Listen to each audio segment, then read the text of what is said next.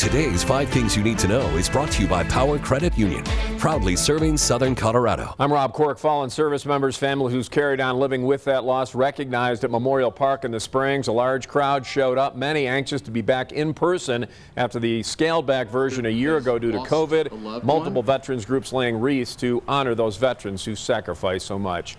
Families spent their Memorial Day paying respects at the Pikes Peak National Cemetery, including the Knutsons. Over a year ago, they lost their father and husband, Roger, 93 years old, a U.S. Army vet, served 2 tours in Vietnam. His family said he loved the military, being an American, and honoring the fallen. Dozens of vets and community members gathered at Evergreen Cemetery to pay tribute to our fallen heroes, a ceremony led by the 10th U.S. Cavalry Buffalo Soldiers. They began with a march to the graveside of the lone soldier in the cemetery, George Mason. He is honored for his sacrifice every year. It also marked the 100th anniversary of the Tulsa Massacre, one of the worst acts of racial violence in this country.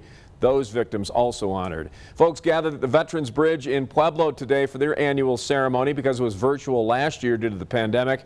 People we spoke to say it wasn't the same, and being back in person a big relief. Just to give you a little perspective of how prominent our military service members are in Pueblo, 65 vets have passed away since 2019.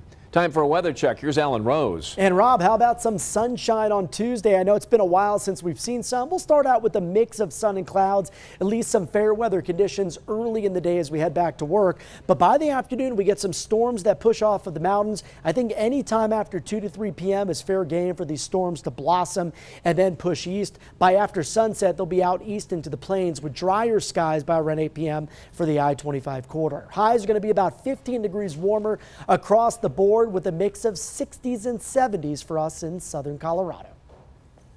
Thank you for listening to today's 5 Things You Need to Know, sponsored by Power Credit Union.